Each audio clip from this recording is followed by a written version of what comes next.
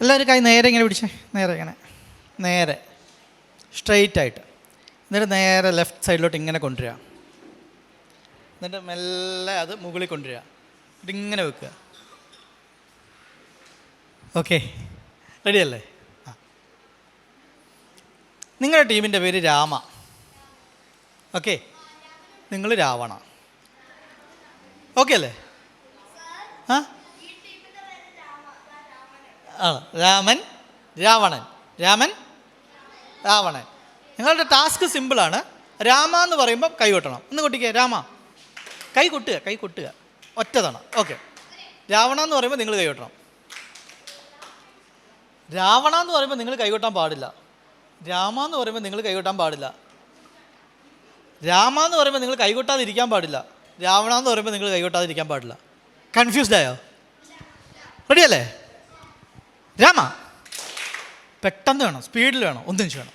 Okay. Rama, Ravana, Rama, Rama. ആ, okay. അപ്പോൾ ഇനി ശ്രദ്ധിക്കണം. റെഡി? രാവണ. ഓക്കെ. രാമ. ഇതാരാ ഇത്? രാമ. ആ, നിങ്ങൾ കൊട്ടണം. രാമ, രാവണ, രാമ, രാമ. ഓക്കെ. അപ്പം നമ്മൾ ഇന്ന് വളരെ ശ്രദ്ധിച്ചുപയോഗിക്കേണ്ട ഒരു ആയുധത്തെക്കുറിച്ചാണ് പഠിക്കാൻ പോണത്, സംസാരിക്കാൻ പോണത്. ഓക്കെ. നമുക്ക് എല്ലാ ക്ലാസ്സിലും മുമ്പ് ആദ്യം ഒരു സെൽഫ് ഇൻട്രൊഡക്ഷൻ ഉണ്ടാവും അല്ലേ? നിങ്ങളുടെ ടാസ്ക് സിമ്പിളാണ്. എന്താണെന്ന് വെച്ച് കഴിഞ്ഞാൽ, ഇവിടെ വരണം. ഞാനൊരു സംഭവമാണ്, ഞാനൊരു പുലിയാണ്, ഞാനൊരു സംഭവമാണ്, ബിക്വാസ് എന്ന് പറഞ്ഞാൽ അത് എന്തുകൊണ്ടാണെന്ന് പറയണം. I am a great person because you have to substantiate why we need to accept that. You can give some valid reasons. Valid is up to you. Okay. അത് നമുക്ക് അക്സെപ്റ്റബിൾ ആണോ ഇല്ലയോ എന്നുള്ളത് നിങ്ങളുടെ വിഷയമല്ല. ഞാൻ 1ാം ക്ലാസ്സിൽ പഠിക്കുമ്പോൾ ലെമൺ ആൻഡ് സ്പൂണിന് ഫസ്റ്റ് പ്രൈസ് കിട്ടിയിട്ടുണ്ട്, ചാക്കിൽ കയറി ഓട്ടത്തിന് മത്സരത്തിൽ കിട്ടിയിട്ടുണ്ട്, എന്ത് വേണേൽ പറയാം. ഓക്കെ. നിങ്ങളുടെ എന്ത് ക്വാളിറ്റിയും പറയാം. റെഡി? പെട്ടെന്ന് പെട്ടെന്ന്. നമസ്തേ, എൻ്റെ പേര് ആരാധ്യ. ഞാനൊരു സംഭവമാണ്. എൻ്റെ പേര് ശ്രീലക്ഷ്മി. ഞാൻ 6ാം ക്ലാസ്സിലാണ്.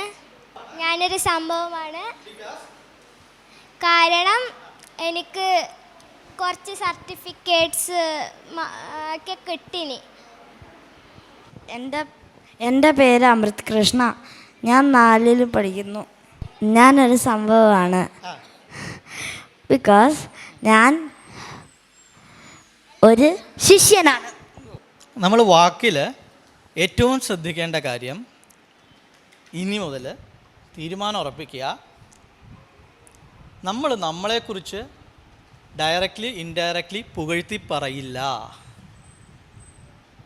നമ്മൾ ഓരോരുത്തരെയും പരിചയപ്പെടുന്ന സമയത്ത് നമ്മൾ ഓക്കെ ഞാനൊരു സംഭവമാണെന്ന് ഇയാളെ മനസ്സിലാക്കിക്കണം അല്ലേ? എന്തെങ്കിലും ഒന്ന് നമ്മളെക്കുറിച്ച് നമ്മൾ തള്ളും അല്ലേ? അഹങ്കാരം ഉള്ളതുകൊണ്ടാണെന്ന് വിചാരിക്കുക. അപ്പോൾ ആരും നമ്മളോട് കൂട്ടുകൂടില്ല. ഓക്കെ. മഹാഭാരതത്തിൽ അർജുനനെ കൊല്ലേണ്ട ഒരു അവസ്ഥ വരും. അപ്പോഴൊരു രക്ഷയില്ല, അർജുനനെ കൊല്ലാൻ പറ്റില്ല, പാണ്ഡവർക്ക് വിഷമമാണ്. അപ്പോൾ ഏറ്റവും അവസാനം ഭഗവാൻ കൃഷ്ണൻ ഒരു ഉപായം പറഞ്ഞു. എന്താണെന്നറിയോ? അർജുനനോട് കയറിയിട്ട് അർജുനനെ കുറിച്ച് എന്നെ പൊക്കി പറയാൻ പറഞ്ഞു. അപ്പോൾ എന്താ അത്? നമ്മൾ നമ്മളെക്കുറിച്ച് എന്നെ പ്രൈസ് ചെയ്യുന്നത് വളരെ മോശമാണ്. അപ്പോൾ അർജുനൻ മരിച്ച പോലെ ആയിന്ന്. അപ്പോൾ നമ്മളെല്ലാം ഒന്ന് നമ്മളെക്കുറിച്ച് പോയിട്ട് പറയുക, അവിടെ സെറ്റിൽ ചെയ്യുക, പുനർജനിക്കുക. ഓക്കെ, ഒരു റീബർത്താണ്. ഇനി നമ്മളെക്കുറിച്ച് അന്നും നമ്മളെന്ത് ചെയ്യില്ല, ആവശ്യമില്ലാത്തടത്ത് പൊക്കി പറയത്തില്ല. പുതിയ കൂട്ടുകാരെ പരിചയപ്പെട്ട നമ്മളെക്കുറിച്ച് ഞാൻ ശ്രദ്ധിക്കുമല്ലോ. ഓക്കെ. അപ്പോൾ നമുക്ക് രാമായണത്തിൽ വാക്കുകളിലേക്ക് വരാം. ഈ വാക്കെന്ന് പറയുന്നത് ഭയങ്കര ശക്തിയുള്ളൊരു സാധനമാണ്. എങ്ങനെയാണ്? നമുക്കിപ്പം Alexa please open the door എന്ന് പറഞ്ഞാൽ നമ്മൾ ഇവിടുന്ന് ഒരു വാക്ക് പറഞ്ഞാൽ ആ വാക്ക് സഞ്ചരിച്ച് എന്താക്കുന്നു, ആ ഡോറ് തുറക്കുന്നു, അല്ലേ? ഡോറ് തുറന്നു. ആ വാക്ക് എന്തൊക്കെയോ മാറ്റം ചുറ്റുപാടുകളിൽ വരുത്താനുള്ള പവർ ആ വാക്കിനുണ്ട്. അവിടെ നമുക്കറിയാം, രാമായണ കഥ തുടങ്ങുന്നത് ക്രൗഞ്ച പക്ഷികളിൽ അമ്പെയ്യുന്ന വേടനെ കാണുന്ന ദുഃഖത്തിൽ നിന്നാണ്, ആ വിഷമത്തിൽ നിന്നാണ്. ആ വിഷമമാണ് എന്താകുന്നത്, പിന്നീട് ശ്ലോകമൊക്കെ ആയി കഥയായി മാറുന്നത്. ആ ഇൻസിഡൻസ് ഓരോന്നായിട്ട് നമുക്ക് നോക്കാം. വാൽമീകി മഹർഷി ആ രംഗം കാണുന്നു. 2 പക്ഷികളെ അമ്പെയ്യുന്ന വേടനെ കാണുന്നു. ഓക്കെ, വിഷമമായി. നിങ്ങളാണ് കണ്ടതെന്ന് വിചാരിക്കുക. ആ ശ്ലോകത്തിൻ്റെ അർത്ഥമൊക്കെ നമ്പൂതിരി സാറ് പറഞ്ഞു തന്നില്ലേ? ആ അനുഗ്രഹമാണ്, അതെങ്ങനെയാണ് എന്നുള്ള കാര്യങ്ങളൊക്കെ നിങ്ങളാണ് കണ്ടതെന്ന് വിചാരിക്കുക. എന്തു ചെയ്യും? പക്ഷേ അപ്പോഴത്തേക്ക് അമ്പ ചെയ്ത ആ പക്ഷി മരിച്ചു കഴിഞ്ഞു. ആ വിഷമിച്ച് വീട്ടിൽ വന്നിരുന്ന് അയ്യോ നല്ല പക്ഷിയായിരുന്നു കരഞ്ഞുകൊണ്ടിരുന്നത് കൊണ്ട് കാര്യമുണ്ടോ? അപ്പോൾ എന്ത് ചെയ്യണം? ആ വാക്കിനെ നമ്മൾ ചാനലൈസ് ചെയ്യണം. ആ വാക്കിനെ ചാനലൈസ് ചെയ്യണം. അവിടെ നിന്ന് പറഞ്ഞു വന്നു. ഇപ്പോൾ നമ്മൾ രാവിലെ എഴുന്നേറ്റ് വന്ന് നോക്കുമ്പം ഈ മഹർഷി കണ്ട പോലൊരു സീൻ എന്താണ്? വിഷമമുള്ള സീൻ. ഇന്നും ഇഡലി, ഇന്നും അമ്മ ഇഡലിയും ദോശയാണോ? അപ്പം ഇല്ലേ, പുട്ടില്ലേ, അല്ലേ? നമുക്കൊരു ശോകമാണ് നമ്മുടെ മുമ്പിൽ. ഇന്നും ഇഡലിയാണോ എന്ന് വരുന്ന ആ ശോകത്തെ നമുക്ക് എങ്ങനെ ചാനലൈസ് ചെയ്യാം? എങ്ങനെ ചാനലൈസ് ചെയ്യാം? ഓ, ഇന്നും ഇഡലി, ഞാനില്ല, എനിക്ക് വേണ്ട എന്ന് പറയാം. നമ്മുടെ മുമ്പിൽ ഏത് വാക്കും ഉപയോഗിക്കാനുള്ള സ്വാതന്ത്ര്യമുണ്ട്. ഹായ്, ഇന്നും ഇഡലി, എന്തെങ്കിലും വ്യത്യാസമുണ്ടോ? ഈ വാക്ക് ധ്വനി, അർത്ഥം, മൗനം, ഇത് ചേർന്നാണ്. സിമ്പിളായിട്ട് പറഞ്ഞാൽ ധ്വനി. ഓക്കെ, ഇപ്പം നമ്മൾ ഒരു കുട്ടി വന്ന് പറയുകയാണ്, എനിക്ക് 100ൽ 98 മാർക്ക് കിട്ടി. 98 മാർക്ക്, 100ൽ 98 മാർക്ക് കിട്ടി. 100ൽ 98 മാർക്ക്. ഓക്കെ, എന്താ അർത്ഥം? മാർക്ക് പോരാ, അല്ലേ? 100ൽ 98 മാർക്ക്. എന്തെങ്കിലും മാറ്റമുണ്ടോ? പിന്നെ എങ്ങനെ അർത്ഥം മാറി? സൗണ്ട്. അപ്പോൾ ധ്വനി, വാക്ക് എങ്ങനെ നമ്മൾ പറയുന്നു, എവിടെ സ്ട്രെസ് കൊടുക്കുന്നു, എവിടെ പോസ് കൊടുക്കുന്നു എന്നതിൽ അർത്ഥം മാറും, അല്ലേ? നീ എന്നോടങ്ങനെ ചെയ്യരുതായിരുന്നു, എന്നോടങ്ങനെ പറയരുതായിരുന്നു എന്ന് പറഞ്ഞാൽ നീ എന്നോട് അങ്ങനെ പറയരുതായിരുന്നു. ബാക്കി ഇവർ ആരോട് വേണേൽ പറഞ്ഞോട്ടെ, പക്ഷെ എന്നോട് അങ്ങനെ പറയരുതായിരുന്നു. വേറെ എന്ത് വേണേൽ പറഞ്ഞോ, പക്ഷെ അങ്ങനെ പറയരുതായിരുന്നു. എന്നോട് അങ്ങനെ പറയരുതായിരുന്നു, അല്ലേ? എവിടെ സ്ട്രെസ് കൊടുക്കുന്ന അർത്ഥം മാറുന്നുണ്ടോ? അപ്പം സൈലൻസ്. ഇത്രയാണ് ഒരു വാക്കിനകത്തുള്ളത്. വാക്കിനകത്ത് ധ്വനിയുണ്ട്, സൈലൻസ് ഉണ്ട്, അർത്ഥമുണ്ട്. ഇതെല്ലാം കൂടെ ചേർന്നിട്ടാണ് നമുക്ക് ഒരു ട്രാൻസ്ഫർമേഷൻ വരുത്താൻ പറ്റുക. അപ്പോൾ വാൽമീകി മഹർഷി എന്ത് ചെയ്യുന്നു? അത് കാണുന്നു, ആ വിഷമത്തോടെ തിരിച്ചു പോയി കഴിഞ്ഞപ്പോൾ അതിനിടയിൽ ആ ശ്ലോകം സംഭവിച്ചു. മാനുഷാദ പ്രതിഷ്ഠ എന്ന് പറയുന്ന ശ്ലോകം അദ്ദേഹത്തിന് സംഭവിച്ചു. അപ്പോൾ അദ്ദേഹത്തിന് തന്നെ കൺഫ്യൂഷനായി. എന്താ, അതുവരെ ആരും അങ്ങനെ ഒന്നും എഴുതിയിട്ടില്ല. അപ്പോൾ അദ്ദേഹം എന്താ ചെയ്തേ? നാരദ മഹർഷിയോട് ചോദിച്ചു, മഹർഷിയെ, എനിക്ക് തന്നെ അറിയില്ല, what happen to me, I don't have any idea. എന്നിലൂടെ എന്തോ കവിത പോലെ ഒഴുകിയെത്തിയെന്ന്. ഒന്ന് ആലോചിച്ച് നോക്കണം. വാൽമീകി മഹർഷിക്ക് പോലും എന്തോ ഒരു വിഷമം ഉള്ളിൽ തട്ടുന്ന സമയത്ത് ഒരു ഗൈഡിനോട് ചോദിക്കുന്നുണ്ട്. അപ്പം നമ്മൾ അപ്രോച്ച് ചെയ്യണ്ടേ? നമുക്ക് എന്തെങ്കിലും വിഷമമുണ്ടെങ്കിൽ തുറന്ന് ചോദിക്കണ്ടേ? നമ്മുടെ ടീച്ചേഴ്സിനോടോ പാരൻസിനോടോ? അല്ലാതെ വാൽമീകി മഹർഷി ഒറ്റയ്ക്ക് ഇരുന്നാൽ എന്തെങ്കിലും ആട്ടെ, അങ്ങനെ ഇരിക്കുകയല്ല. അത് കേട്ട് നാരദ മഹർഷി എന്താ പറഞ്ഞത്? ഇങ്ങനെ വേണം, ഇതാണ് കവിത എഴുതാനുള്ള സ്റ്റാർട്ടിങ്. ഈ മീറ്ററിൽ പിടിച്ചോ, ഇങ്ങനെ ആ complete entire story of Rama എഴുതിക്കോ. അതൊന്നും സാരമില്ല, ഇങ്ങനെ പലതും തോന്നും, വാ നമുക്ക് പാർക്കിൽ പോയി കളിക്കാം എന്നല്ല നാരദ മഹർഷി പറഞ്ഞത്, അല്ലേ? നമുക്ക് അവിടെ പോയി എന്തെങ്കിലുമൊക്കെ വർത്താനം പറഞ്ഞിട്ട് ടി വി കാണാം, പ്ലേ സ്റ്റേഷനിൽ എടുക്കാം, ഗെയിം കളിക്കാം, അല്ല ബിഗ് ബോസ് കാണാം. ഇതൊന്നും അല്ല നാരദ മഹർഷി പറഞ്ഞു. നാരദ മഹർഷി എന്താ പറഞ്ഞേ? ഇതുപോലെ എഴുതിക്കുക. അപ്പം എന്തുകൊണ്ടാണ് നമ്മുടെ കൂടെയുള്ള കൂട്ടുകാരുടെ ഇൻഫ്ലുവൻസ് നമ്മളിലുണ്ടാവും. അതേസമയം നാരദ മഹർഷി അങ്ങനെ പറഞ്ഞില്ലെങ്കിൽ ചിലപ്പോൾ വാൽമീകി മഹർഷി എഴുതുമോ? അപ്പോൾ രണ്ട് കാര്യം ശ്രദ്ധിക്കണം. അപ്പം നമ്മുടെ കൂട്ടുകാരെ തിരഞ്ഞെടുക്കുമ്പോൾ ഇതുപോലെ നമ്മളെ പോസിറ്റീവായിട്ട് ഗൈഡ് ചെയ്യാൻ പറ്റണ ഒരു ഫ്രണ്ട് നമുക്ക് ഉണ്ടാവണം. നമ്മൾ ഇങ്ങനെ ഒരു ഫ്രണ്ടാണെങ്കിൽ നമ്മൾ ഗൈഡ് ചെയ്യണം. ഇപ്പോൾ വാൽമീകി മഹർഷി ഒന്ന് നിങ്ങളോട് പറയാമെന്ന് വിചാരിച്ചോ, എന്താണെന്നറിയില്ല, രാവിലെ മുതലൊരു ശോകം, ഒരു വിഷമം, കൗഞ്ചപ്പക്ഷികളിലൊന്നിനെ അമ്പ് ചെയ്തു. അപ്പോൾ നിങ്ങൾ എന്തു പറയും? അതൊന്നും കാര്യമില്ല, പിന്നെ കൗഞ്ചപ്പക്ഷികൾ അമ്പ് ചെയ്തു അല്ലേ? അപ്പം അങ്ങനെയാണെങ്കിൽ നമ്മൾ നല്ലൊരു ഗൈഡാവുമോ? ഇല്ല. അതിനെ ക്രിയേറ്റീവാക്കി മാറ്റാൻ സാധിക്കണം. ഇവിടെ വാൽമീകി മഹർഷിയുടെ കാര്യത്തിൽ എന്ത് പറ്റി? അത് വളരെ ക്രിയേറ്റീവായി മാറി. അതിൻ്റെ ഔട്ട്പുട്ട് എന്തായി? ആയിരക്കണക്കിന് വർഷങ്ങൾക്ക് ശേഷവും നമ്മൾ ഡിസ്കസ് ചെയ്യുന്ന ഒരു ടെക്സ്റ്റായിട്ട് മാറി. അതേസമയം അത് അൺഅഡ്രസ്ഡ് ആയിട്ട് അൺഅറ്റൻഡഡ് ആയിട്ട് വിട്ടിരുന്നെങ്കിലോ? അപ്പം നമ്മുടെ ഉള്ളിലുള്ള ഓരോ തോട്ട്സിനെയും അൺഅറ്റൻഡഡ് ആയിട്ട് വിടാതെ ശ്രദ്ധിക്കണം. എന്തുകൊണ്ട് ആ വിഷമം വന്നു, ഇപ്പോൾ എനിക്ക് എന്തുകൊണ്ടത് തോന്നി, ചിലപ്പോൾ ഒരു പത്രത്തിലൊരു വാർത്ത വായിക്കുമ്പോഴായിരിക്കും, ചിലപ്പോൾ നമ്മുടെ കൂട്ടുകാരുടെ ഒരു കഥ കേൾക്കുമ്പോഴായിരിക്കും. ഓക്കെ, അങ്ങനെ നാരദ മഹർഷിയുടെ അടുത്തുനിന്ന് ഇൻസ്പിരേഷൻ കിട്ടി, രാമായണത്തിലെ കഥ എഴുതാൻ തുടങ്ങി. ഗംഭീരമായ കോസല സാമ്രാജ്യം, അവിടെ ദശരഥ മഹാരാജാവ് രാജ്യം ഭരിക്കുന്നു. അദ്ദേഹത്തിന് 3 പത്നിമാർ. ആരൊക്കെയാ? കൗസല്യ, കൈകേയി, സുമിത്ര. ശ്രീരാമ പട്ടാഭിഷേകം തീരുമാനിക്കുന്നു. അപ്പോഴാണ് അതിലൂടെ വെള്ള വസ്ത്രമൊക്കെ ധരിച്ച് ഒരു സ്ത്രീ അങ്ങോട്ട് അന്തഃപുരത്തിലേക്ക് കയറി ചെല്ലുന്ന. ആരാ? മന്ധര. മന്ധര എന്താ പറഞ്ഞത് കൈകേയിയുടെ അടുത്ത്? അതെ, രാമന് പട്ടാഭിഷേകം മുടങ്ങണം, അത് ഭരതന് നടത്തണം. ഇതായിരുന്നു ആവശ്യം. ഓക്കെ, ഓരോ കുത്തിത്തിരിപ്പ് ഉണ്ടാക്കുമ്പോഴും നമ്മുടെ ഉള്ളിലൊരു മന്ധര വർക്ക് ചെയ്യുന്നുണ്ട് അല്ലേ? നിങ്ങളെ ചേട്ടന്മാരുടെ അടുത്തൊക്കെ ചോദിച്ചറിയാം. എത്ര പേർക്ക് വാട്സപ്പ് ഉണ്ട്? ആർക്കില്ല. വാട്സപ്പൊക്കെ ഉള്ളവർക്കറിയാം.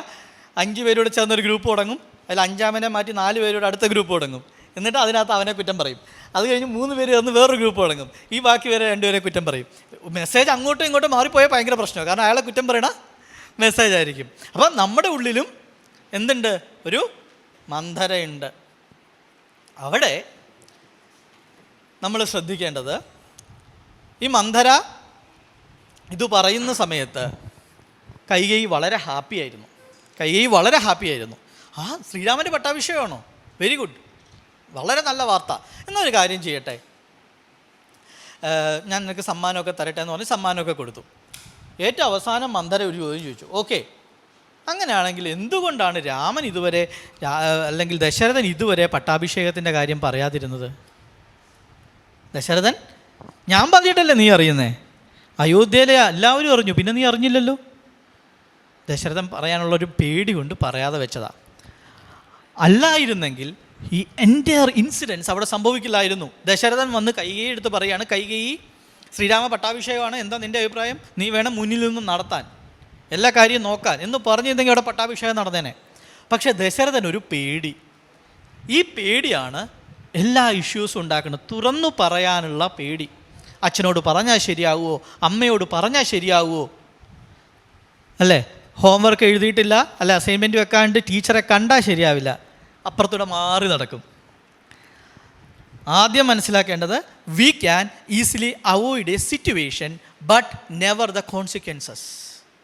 നമുക്ക് ഒരു സിറ്റുവേഷൻ ഒഴിവാക്കാം അല്ലേ? നിങ്ങൾക്ക് എനിക്ക് പരീക്ഷ എഴുതണ്ട എന്ന് പറഞ്ഞാൽ ആ സിറ്റുവേഷൻ നമുക്ക് ഒഴിവാക്കാം. പക്ഷെ ആ പരീക്ഷ എഴുതുന്നില്ല എന്നുള്ളതിൻ്റെ കോൺസിക്വൻസസ് ഒഴിവാക്കാൻ പറ്റുമോ? ഇല്ല. ഹോംവർക്ക് എഴുതിയില്ല, അപ്പോൾ ടീച്ചറെ കാണാതെ അപ്പുറത്തൂടെ നടക്കാം. അതുകൊണ്ട് എന്താ കാര്യം? അതുകൊണ്ട് ആ ഹോംവർക്ക് എഴുതാത്തതിൻ്റെ കോൺസിക്വൻസസ് ഒഴിവായോ? നമുക്ക് ആ സിറ്റുവേഷൻ മാത്രമേ ഒഴിവായിട്ടുള്ളൂ? അവിടെ ദശരഥൻ അത് തുറന്നു പറയാൻ പറ്റിയില്ല. ദശരഥൻ അത് പറയാൻ തീരുമാനിച്ച് കൈകേയിയുടെ അടുത്തോട്ട് ചെല്ലുന്നുണ്ട്. അപ്പോൾ ക്രോധാലയം എന്ന് പറയും, ദേഷ്യപ്പെട്ട കൈകേയി അവിടെ ഇരിക്കുക. ദശരഥ മഹാരാജാവ് ചെല്ലുമ്പോൾ വെറും നിലത്ത് കിടക്കുകയാണ് കൈകേയി, അല്ലേ? നമ്മൾ വഴക്കുണ്ടാക്കുമ്പോൾ എങ്ങനെയാ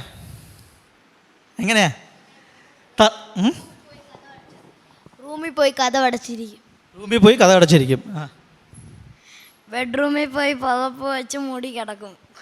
ബെഡ്റൂമിൽ പോയി പുതപ്പ് വെച്ച് മൂടി കിടക്കും. ഇവിടെ എങ്ങനെയാ?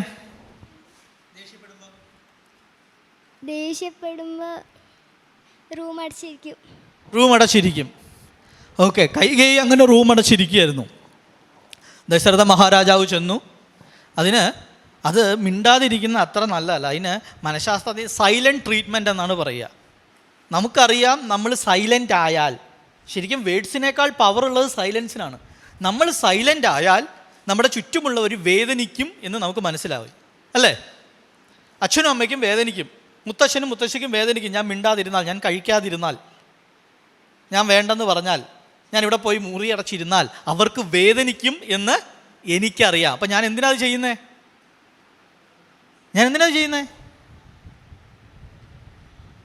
അവരെ വേദനിപ്പിക്കാൻ, അല്ലേ? അല്ലാതെ നമുക്ക് ആശ്വാസം കിട്ടാനാണോ? അല്ല. നമ്മൾ പറയും ലീവ് മീ അലോൺ, ഞാൻ ഒറ്റയ്ക്ക് ഇരിക്കട്ടെ എന്നൊക്കെ പറയും. പക്ഷേ ആക്ച്വലി നമ്മുടെ ഉദ്ദേശം എന്താ? ഒറ്റയ്ക്കിരിക്കലാണോ അവരെ വേദനിപ്പിക്കലാണോ? Very good. അപ്പം മുറി അടച്ചിരിക്കുന്നത് എന്തിനാ?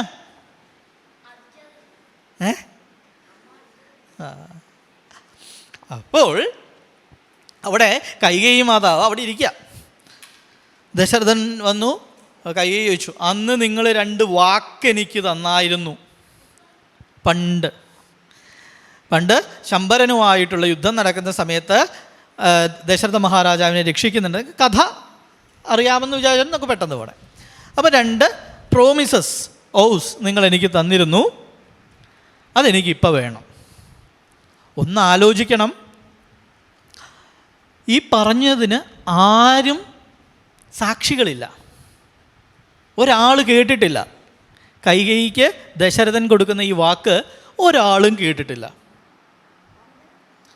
മന്ദരടുത്ത് കൈകേയി പറഞ്ഞതാ. CCTV ക്ലിപ്പിങ്സ് ഇല്ല, ഓഡിയോ റെക്കോർഡിംഗ് ഇല്ല, സ്ക്രീൻഷോട്ട്സ് ഇല്ല, ഒന്നുമില്ല, ഒരു തെളിവുമില്ല.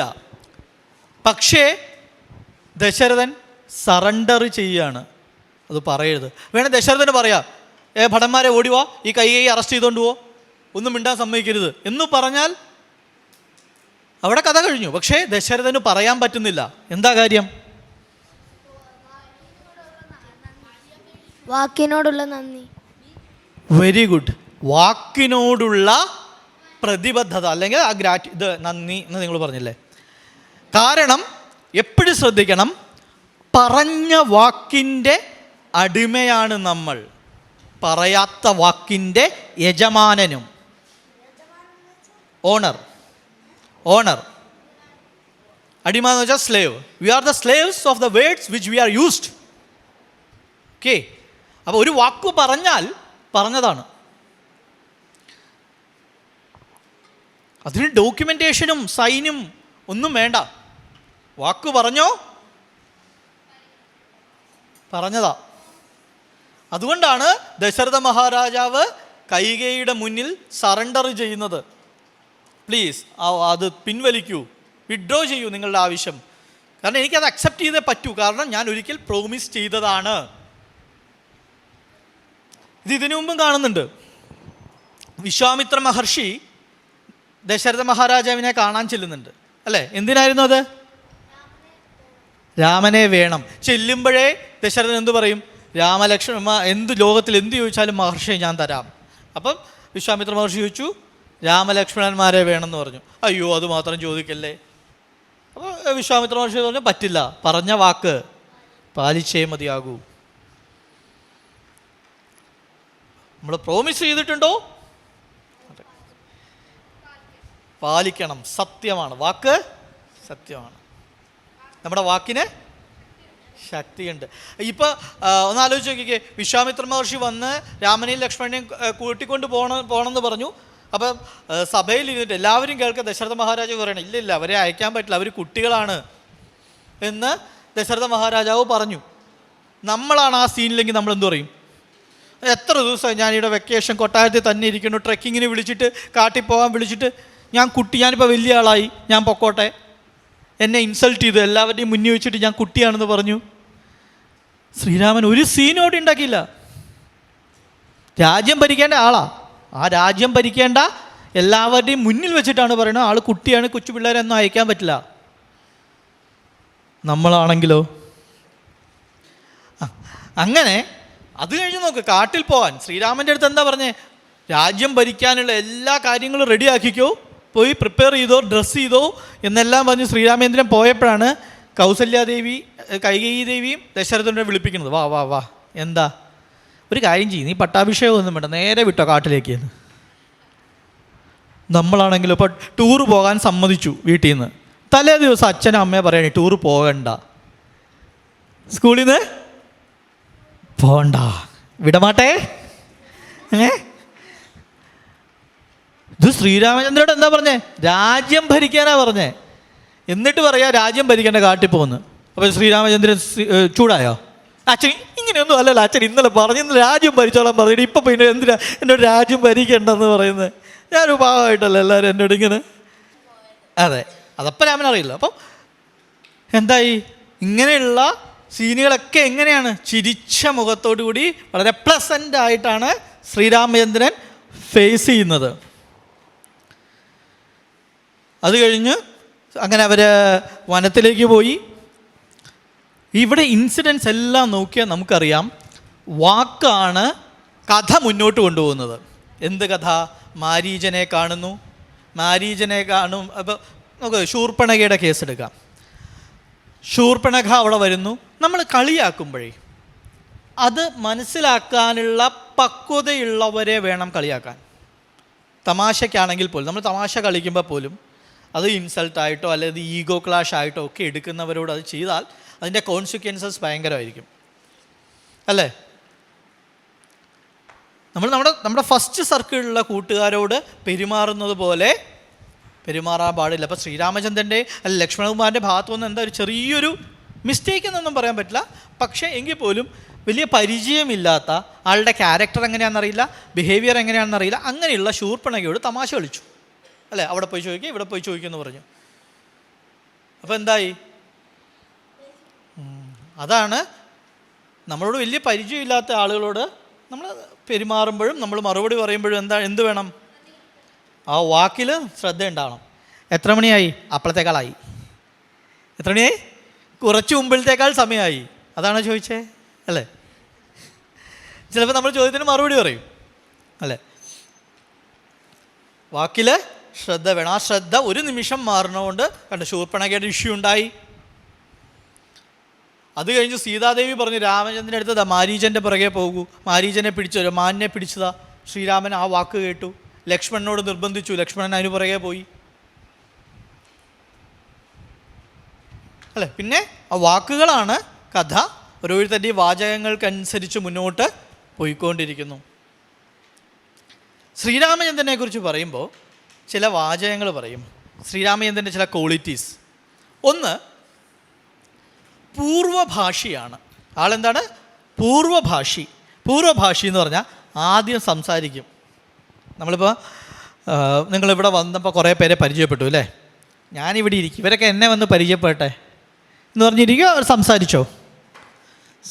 ശ്രീരാമചന്ദ്രൻ ആദ്യം സംസാരിക്കും. അവർക്കൊക്കെ ഭയങ്കര ജാടേ, ഞാനിവിടെ ഇരിക്കും, എന്നെ ഒന്നും അവർ ടീമിൽ ചേർക്കൊന്നുമില്ല എന്ന് ആദ്യം തീരുമാനിച്ചൊരു സൈഡിൽ പോയി ഇരിക്കില്ല. പൂർവഭാഷിയാണ്, ആദ്യം സംസാരിക്കും. ആദ്യം സംസാരിക്കുമെന്ന് വെച്ചിട്ട് ഇപ്പം നിങ്ങളുടെ ഫ്രണ്ടിന് അവഞ്ചേഴ്സിനെ കുറിച്ച് സംസാരിക്കാനാണ് ഇഷ്ടം, നിങ്ങൾക്ക് IPL ആണ് സംസാരിക്കാൻ ഇഷ്ടം. നിങ്ങളിരുന്ന് അയാളുടെ അടുത്ത് IPL RCB കോഹ്ലി ഇതെല്ലാം പറഞ്ഞിട്ട് ആൾക്ക് കേൾക്കണോ? ആകെ അവഞ്ചേഴ്സ് സ്പൈഡർമാനും ഒക്കെ കേട്ടാൽ മതി, അല്ലേ? അവിടെ എന്താണ്? ഹിതഭാഷിയാണ്. ആൾക്ക് താല്പര്യമുള്ള വിഷയങ്ങൾ, രണ്ടുപേർക്കും താല്പര്യമുള്ള വിഷയമേ ആര് സംസാരിക്കുള്ളൂ? ശ്രീരാമൻ സംസാരിക്കുള്ളൂ. പൂർവഭാഷയാണ്, ഹിതഭാഷയാണ്. ഹിതമെന്ന് വെച്ചിട്ട് ഇരുന്ന് വർത്തമാനം പറഞ്ഞുകൊണ്ടിരിക്കും, വള വള വള വള എന്ന് പറഞ്ഞുകൊണ്ടിരിക്കുമോ? ഇല്ല, മിതഭാഷയാണ്, ആവശ്യത്തിനെ സംസാരിക്കുള്ളൂ. പൂർവഭാഷയാണ്, ഹിതഭാഷയാണ്, മിതഭാഷ. ഒരുപാടൊന്നും സംസാരിക്കില്ല. മതി മതി, എനിക്ക് ബോറടിക്കണു, നിർത്തിക്കോ എന്നൊന്നും അടുത്ത ആൾ പറയില്ല. നമ്മൾ ആരോടും പറയരുത് കേട്ടോ. അച്ഛനും അമ്മയും ചേട്ടന്മാരും ഒക്കെ കഷ്ടപ്പെട്ട് എന്തെങ്കിലും ഒരു കഥ കൊണ്ടുവന്ന് കഥ പറയാൻ തുടങ്ങുമ്പോഴത്തേക്ക് ബോറടിക്കണു, വേണ്ട ഈ കഥ വേണ്ട, ഞാൻ കേട്ടതാ. അപ്പോൾ പിന്നെയുള്ളത് പ്രിയഭാഷി. പ്രിയഭാഷി എന്ന് പറഞ്ഞാൽ അത് ഹിതവും കൂടെ ചേർന്ന്. അപ്പോൾ ഒരാളുടെ ഒരു ചിലപ്പോൾ ശരീരത്തിൻ്റെ ഒരു പ്രത്യേകതയായിരിക്കാം, അത് അയാൾക്ക് മാറ്റാൻ പറ്റില്ല എന്ന് വിചാരിക്കുക. അയാൾക്കത് മാറ്റാൻ പറ്റില്ല. ഇപ്പോൾ എൻ്റെ കൈക്കോ കാലിനോ അല്ലെങ്കിൽ എൻ്റെ തലയ്ക്കോ ഒക്കെ എന്തെങ്കിലും ഒരു പ്രത്യേകത ഉണ്ട്, അത് ഞാൻ വിചാരിച്ചാൽ മാറ്റാൻ പറ്റുമോ? അതിലെന്നോട് പറഞ്ഞിട്ടോ കളിയാക്കിയിട്ടോ എന്തെങ്കിലും കാര്യമുണ്ടോ? അത് കാരണം എന്നെക്കൊണ്ട് മാറ്റാൻ പറ്റുന്ന ഒന്നല്ല. അത് പറയുമ്പോൾ അതിനനുസരിച്ച് അത് എത്ര വലിയ വിഷമമാണ് എന്നിലുണ്ടാക്കുന്നത്. അതേസമയം എന്നെക്കൊണ്ട് മാറ്റാൻ പറ്റുന്നത് ചിലപ്പോൾ ഉണ്ടാവും. അല്ലേ, ഈ ഷർട്ട് ചേരില്ല, അല്ലേ ഈ ഹെയർ സ്റ്റൈല് ചേരില്ല എന്നൊക്കെ നമുക്ക് വേണമെങ്കിൽ നമ്മുടെ അടുത്ത ഫ്രണ്ട്സാണ് പറയാം. പക്ഷേ മാറ്റാൻ പറ്റാത്തതിനെ എന്ത് ചെയ്യാൻ പാടില്ല? പറയാൻ പാടില്ല. അപ്പോൾ അത് അപ്രിയമാകും. ശ്രീരാമചന്ദ്രൻ ആരാണ്? പ്രിയഭാഷിയാണ്, പ്രിയമായതിനെ സംസാരിക്കുന്ന ആളാണ്. എന്തൊക്കെയാ?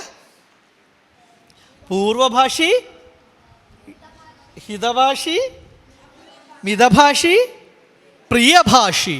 ഇതെല്ലാമാണ് ശ്രീരാമചന്ദ്രൻ. അങ്ങനെ സീതാദേവിയുടെ അന്വേഷണം ആരംഭിച്ചു. പല ദിക്കുകളിലേക്കും പോയി. ആ സമയത്താണ് ഓരോ പോയിന്റിലും ഇപ്പോൾ ശ്രീരാമചന്ദ്രൻ ഓരോരുത്തരെ പരിചയപ്പെടുന്നുണ്ട്. ശബരിയെ പരിചയപ്പെട്ടപ്പോൾ ശബരിയാണ് പറഞ്ഞത് പോയി സുഗ്രീവനെയൊക്കെ കാണാൻ. എവിടെ നിന്നാണെങ്കിലും പറഞ്ഞ കബന്ധനെയും വിരാധനെയും ഒക്കെ കാണുന്നുണ്ട്. നമ്മൾ എന്ത് ചെയ്യണം? ഇവരൊക്കെ പറയുന്നത് ശ്രദ്ധിക്കണം, അല്ലേ? ഓരോരുത്തരെയും ഇപ്പം ശ്രീരാമൻ രാജകൊട്ടാരത്തിൽ നിന്ന് ഇറങ്ങിയ സമയത്ത് എൻ്റെയർ അയോധ്യ ശ്രീരാമചന്ദ്രൻ്റെ പുറകെയായിരുന്നു. എൻ്റെയർ അയോധ്യ. എന്തുകൊണ്ടാണ്? He was A good listener. സംസാരിക്കുക മാത്രമല്ല, അവരൊക്കെ പറയുന്നത് കേൾക്കുകയും ചെയ്തു. ഓക്കെ, ഇപ്പോൾ ശ്രീരാമചന്ദ്രനെ ആരാ ഗംഗാനദി കടത്തിയത്? ഗുഹൻ. ആ ഗുഹനോട് സംസാരിക്കുന്നുണ്ട്, അല്ലേ? നമ്മളെ ദിവസവും സ്കൂൾ ബസ്സിൽ കടത്തുന്ന നമ്മുടെ ഒരു ആയമ്മ ഉണ്ടാവും, അല്ലേ? ആ അമ്മയുടെ അടുത്ത് നമ്മൾ സംസാരിക്കാറുണ്ടോ? ചിരിക്കാറുണ്ടോ? ഇറങ്ങുമ്പോൾ എല്ലാ ദിവസവും താങ്ക്സ് പറയാറുണ്ടോ? നമ്മളെ കൊണ്ടുപോകുന്ന ഓട്ടോമാമനായിക്കോട്ടെ, കാണുന്ന കടയിൽ നിന്ന് ഒരു സാധനം മേടിച്ചാലായിക്കോട്ടെ, എപ്പോഴും ആ ഒരു ചെറിയ ഒരു സ്മൈൽ, ഒരു വാക്ക് നമ്മുടെ അടുത്തുനിന്ന് ശ്രീരാമചന്ദ്രൻ്റെ അടുത്തുനിന്ന് ഉണ്ടായിരുന്നു. അതുകൊണ്ടാണ് ഗുഹനോടും ഇവരോടും എല്ലാം സംസാരിക്കുന്നത്. ആ ടോക്കൺ ഓഫ് റെസ്പെക്റ്റ് എന്ന് പറയുന്നത് ചുറ്റുപാടും എല്ലാവരോടും ഉണ്ട്. അങ്ങനെ സീതാന്വേഷണത്തിന് പോകുമ്പോൾ അപ്പോൾ ഹനുമാൻജിയെ കാണുന്നു. ഹനുമാൻജി വന്ന് സംസാരിക്കുമ്പോൾ ശ്രീരാമചന്ദ്രൻ പറയാണ്, എത്ര ഗംഭീരമായ കമ്മ്യൂണിക്കേഷനാണ് ഹനുമാൻ്റെ. എന്താ, ഗ്രാമാറ്റിക്കൽ മിസ്റ്റേക്സ് ഇല്ല, കണ്ണിൽ നോക്കി സംസാരിക്കുന്നു, ആവശ്യമില്ലാത്ത ബോഡി ആക്ഷൻസ് ഒന്നുമില്ല,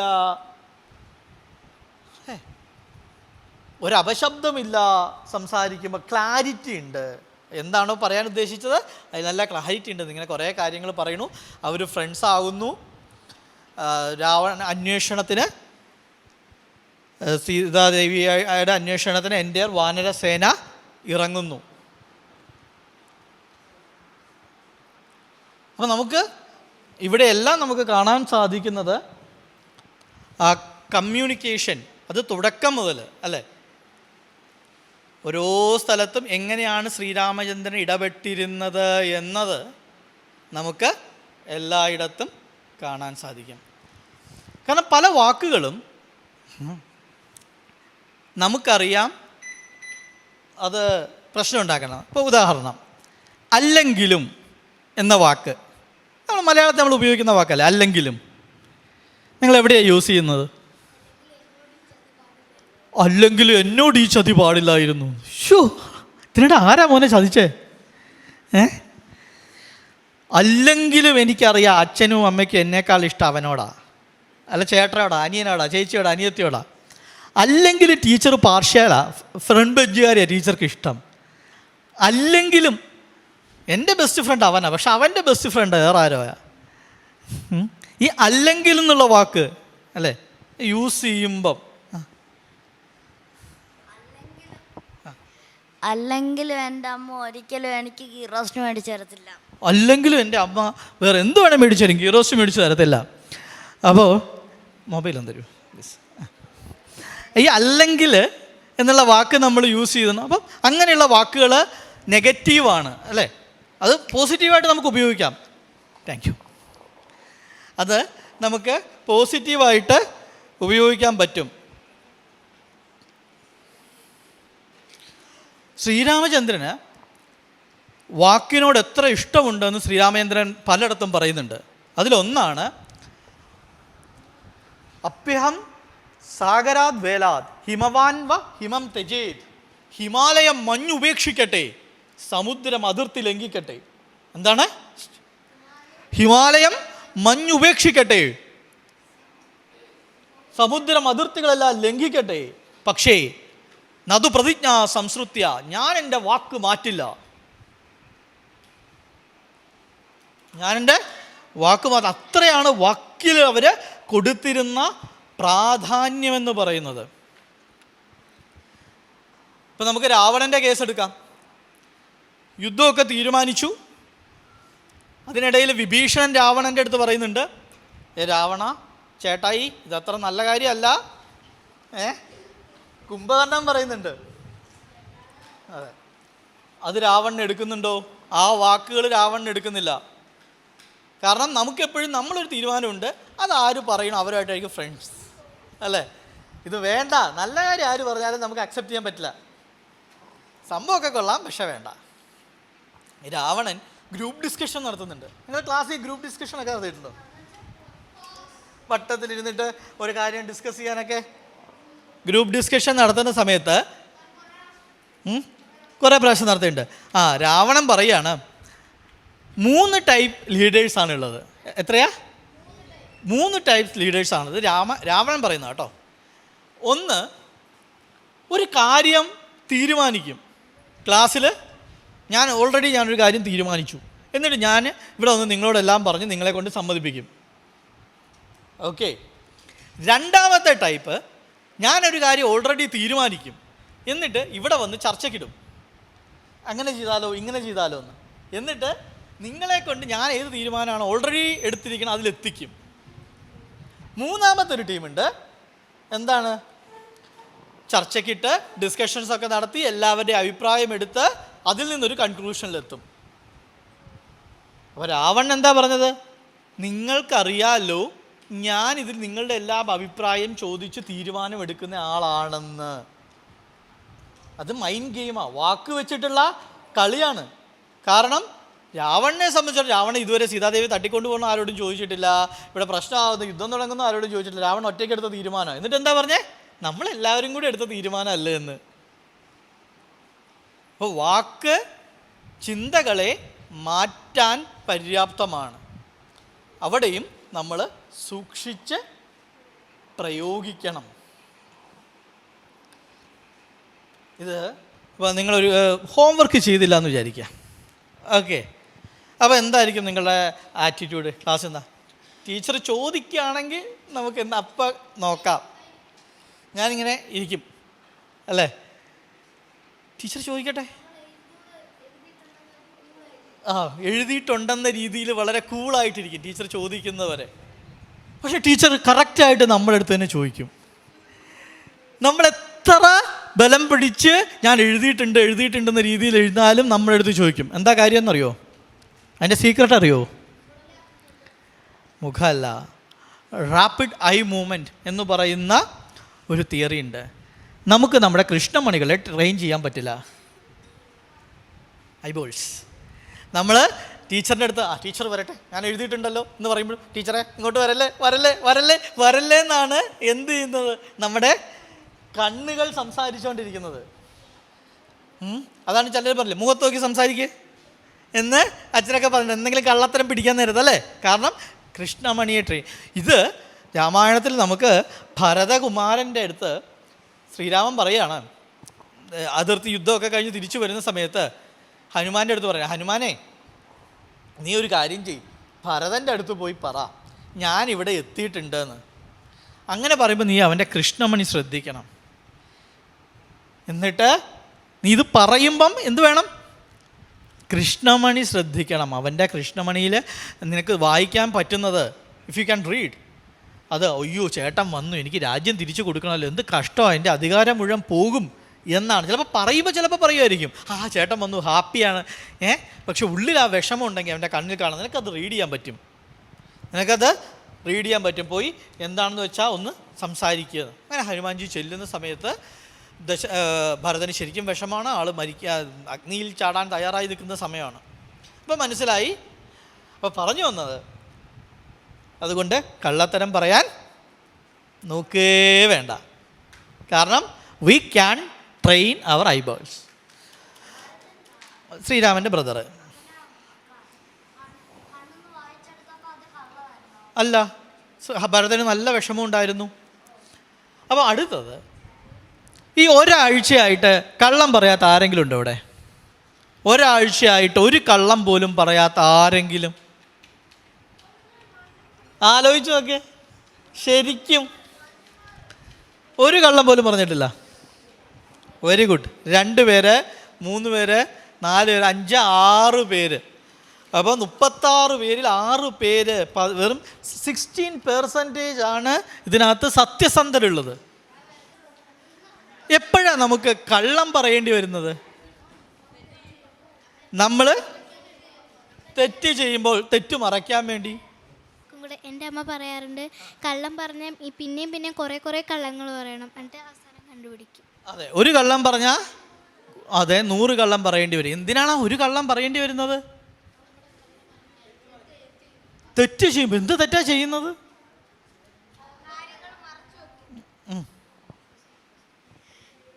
ടീച്ചറിൻ്റെ അടുത്ത് ഹോംവർക്ക്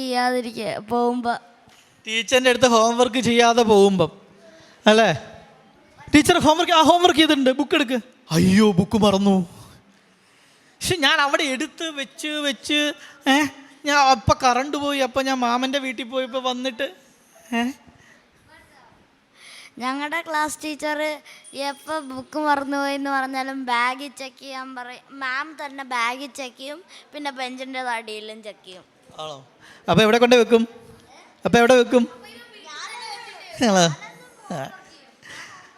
ഓക്കെ. അപ്പോൾ നമ്മൾ കള്ളം പറയണം. അപ്പോൾ ഹോംവർക്ക് ചെയ്താൽ നമ്മൾ ആരായി? ഇനി വലിയൊരു രഹസ്യം പറയട്ടെ, ഇത് പുറത്ത് ആരോടും പറയരുത്. ഉറപ്പാണോ? 12 വർഷം, ഇനിയുള്ള 12 വർഷം നിങ്ങൾ സത്യം മാത്രം പറഞ്ഞാൽ പിന്നെ നിങ്ങൾ എന്തു പറയുന്നു അത് സത്യമായി തീരും. 12 വർഷം ഇനി സത്യം മാത്രം പറഞ്ഞാൽ പിന്നെ നിങ്ങൾ എന്തു പറഞ്ഞോ അത് സത്യമായി തീരും.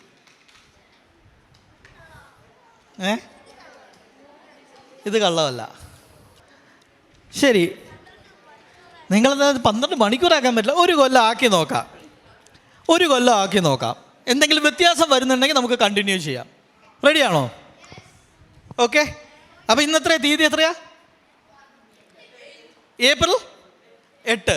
അപ്പോൾ അടുത്ത വർഷം ഏപ്രിൽ 8 നമ്മളിവിടെ ഈ ക്യാമ്പിന് കാണുന്നവരെ ഇനി കള്ളം ആർക്കൊക്കെ സത്യം ചെയ്യാം.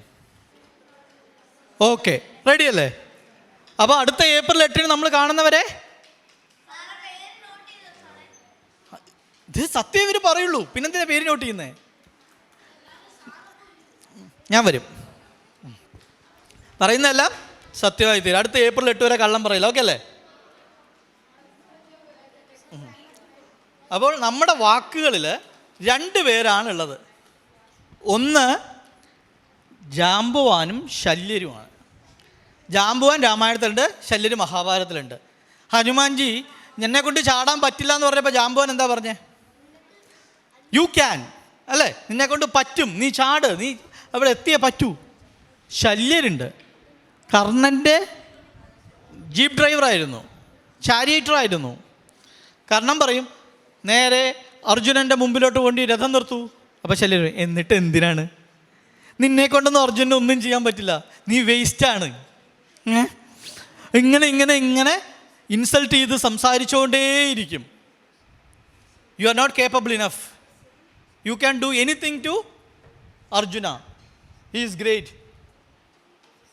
അങ്ങനെ സംസാരിച്ചുകൊണ്ടേ ഇരിക്കുന്ന ശല്യര്. അപ്പം നമ്മൾ നമ്മുടെ ഫ്രണ്ട്സിനോട് സംസാരിക്കുമ്പോൾ നമ്മൾ ശല്യരാണോ ജാമ്പുവാനാണോ? ഉറപ്പാണോ? ചില സമയത്ത് ശല്യര്, ചില സമയത്ത് ജാമ്പുവാൻ. ചില സമയത്ത് ശല്യര്, ചില സമയത്ത് ജാമ്പുവാൻ. അപ്പം നമുക്കിനി ശല്യര് വേണ്ട, ഉറപ്പല്ലേ? ഇനി നമ്മൾ എന്താ ജാമ്പുവാന്ന് വെച്ചാൽ എന്തിനും കയറ്റി പറയുന്നു വേണ്ട. ഫ്രണ്ട് വന്നിട്ട് എനിക്ക് എന്താ പറയണേ, പടക്കം പൊട്ടിച്ച ഒരാളുടെ മേത്തെറിയണം. നിന്നെ കൊണ്ട് സാധിക്കും, ചെയ്യ് യു ക്യാൻ. അങ്ങനെയല്ല, അങ്ങനെയുള്ളിടത്തൊന്നും നമ്മൾ സപ്പോർട്ട് ചെയ്യാൻ പാടില്ല. അല്ലാത്ത എന്ത് കാര്യത്തിനാണെങ്കിലും എന്താണ്, ഇൻസൾട്ട് ചെയ്യാതെ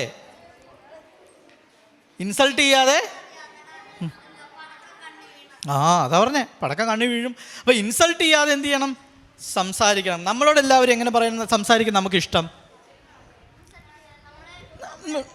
അതാ എങ്ങനെ സംസാരിക്കുന്ന ഇഷ്ടം, നമ്മളെ പൊക്കി സംസാരിക്കുന്നതാണ് ഇഷ്ടം. പിന്നെ നമ്മൾ എന്തിനാ മറ്റുള്ളവരെ താഴ്ത്തി സംസാരിക്കണേ?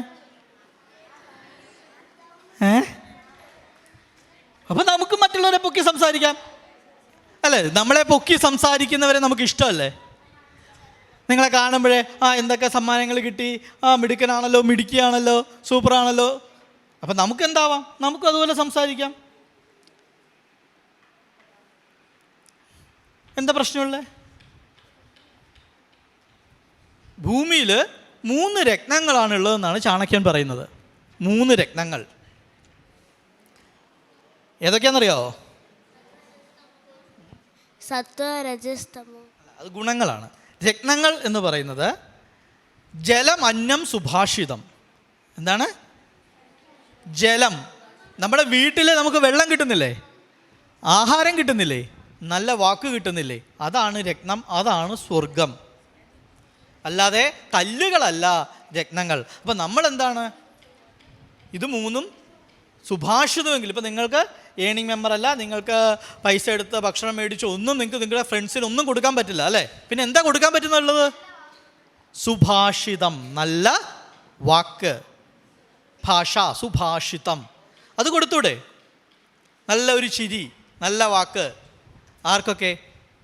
നമ്മൾ പറഞ്ഞതുപോലെ ശ്രീരാമൻ ഗുഹനെ കണ്ടു, ശബരിയെ കണ്ടു എന്ന് പറയണത് പോലെ നിങ്ങൾ ആരെയൊക്കെ കണ്ടാലും അവർക്കെല്ലാം ആ നല്ല വാക്ക് കൊടുക്കാനുണ്ടാവണം. Good words. അത് വളരെ റയറാണ് കിട്ടാൻ, റയറാണ്. ഫുഡും വാട്ടറും പിന്നെയും കിട്ടും, പക്ഷേ നല്ല വാക്ക് കിട്ടുക എന്ന് പറഞ്ഞാൽ ഇറ്റ്സ് വെരി റയർ. അപ്പോൾ we have to value that. And actually there is no production cost or supply cost for good words, but it's very rare അല്ലേ? നമുക്ക് കിട്ടാൻ ശരിക്കും ഒരു ബുദ്ധിമുട്ടും ഉള്ളതല്ല, പക്ഷേ കിട്ടുന്നില്ല. അപ്പോൾ നമുക്കിനി സപ്ലൈ തുടങ്ങാം.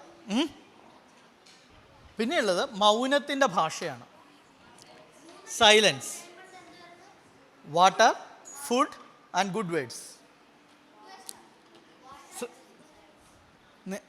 നിങ്ങളെ ചില നോട്ടം നോക്കുമ്പോഴേ അമ്മയ്ക്കോ അച്ഛനും കാര്യം മനസ്സിലാവും അല്ലേ? നിങ്ങൾ എന്തെങ്കിലും പറഞ്ഞിട്ടാണോ മനസ്സിലാകുന്നത്? എന്തോ കള്ളത്തരം ഉണ്ടല്ലോ,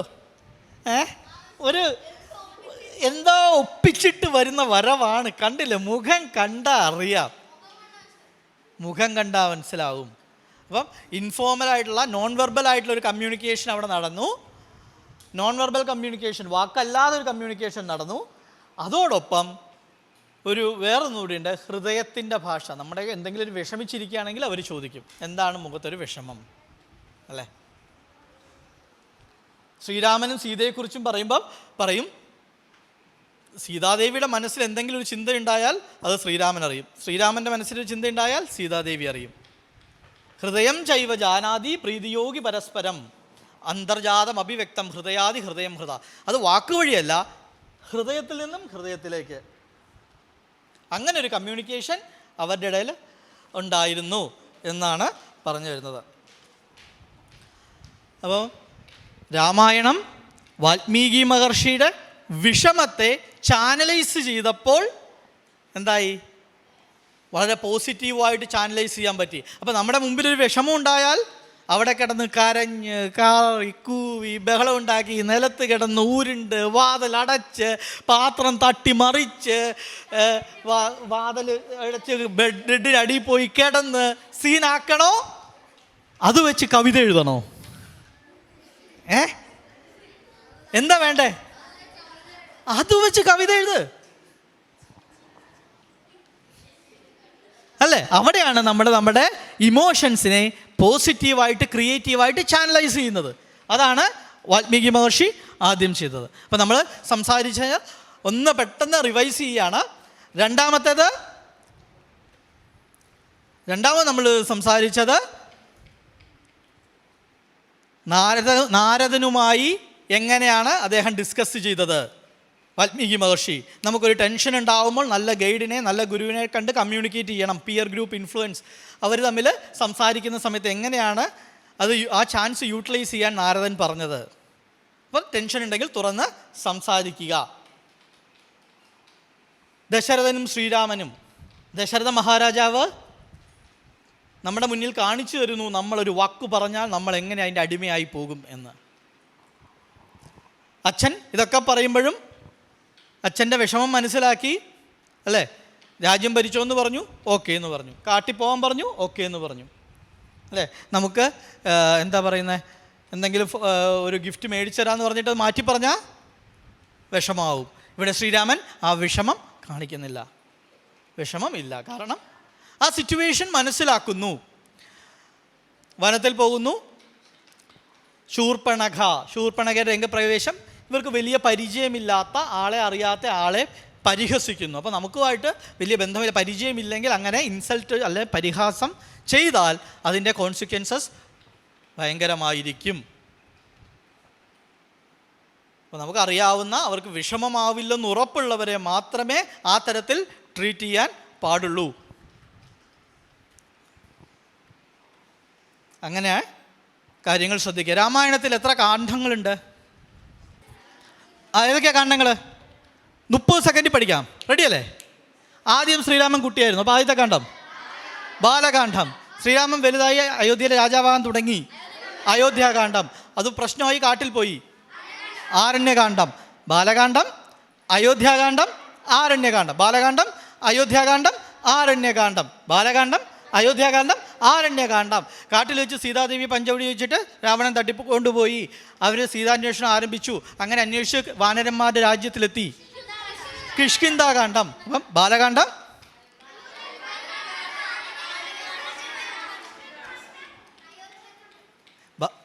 ബാലകാന്ഡം, കിഷ്കിന്ധാകാന്ഡം. കിഷ്കിന്ധയിൽ നിന്ന് ഹനുമാൻജി അന്വേഷിച്ച് ഹനുമാൻജി സുന്ദരമായ ലങ്കയിലെത്തി. അപ്പോൾ അടുത്ത കാണ്ഡം സുന്ദരകാന്ഡം. അപ്പോൾ ആദ്യത്തെ കാണ്ഡം കിഷ്കിന്ധാകാന്ഡം, സുന്ദരകാന്ഡം. അവിടെ ഹനുമാൻജി തിരിച്ചു എന്ന് പറഞ്ഞു, രാവണൻ്റെ കൊട്ടാരത്തിലുണ്ട്. അപ്പോൾ പോയി യുദ്ധം തുടങ്ങി. അപ്പോൾ അടുത്ത കാണ്ഡം യുദ്ധകാന്ഡം. അപ്പോൾ ഈ ടീം ഒന്ന് പറഞ്ഞേ. റെഡി? നോക്കിക്കോ, ഇപ്പോൾ കേട്ടോ. റെഡി? 1 2 3. പോരാ പറ, ഇപ്പം കേട്ടോ. ഇവരെ ബോയ്സിനെ കേട്ടോ. റെഡി? 1 2 3.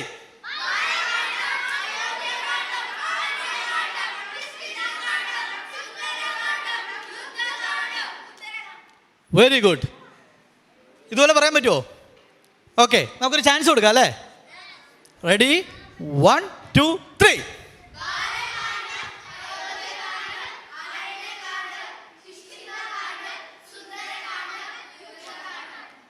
Very good. അപ്പോൾ നമുക്കൊന്ന് ആയിക്കോട്ടെ. എങ്ങനെയാണെന്നറിയോ? എങ്ങനെ? പടക്കം പൊട്ടുന്നത് എങ്ങനെയാ? ഠോ. കൈയില്ലേ? ഠോ. Okay. Balakandam, Ayodhyakandam, Aranyakandam, Kishkindhakandam, Sundarakandam, Yuddhakandam. Very good. പഠിച്ചവർ ആരൊക്കെ ഒറ്റയ്ക്ക് പറയാം? ഓക്കെ. കൈ പൊക്കാത്തവരിൽ ആരൊക്കെ ഒറ്റയ്ക്ക് പറയാം? കൈ പൊക്കിയവർ താത്തിക്കോ. കൈ പൊക്കാത്തവരൊന്ന് കൈ പൊക്കിക്കേ. ആർക്കും പറയാം?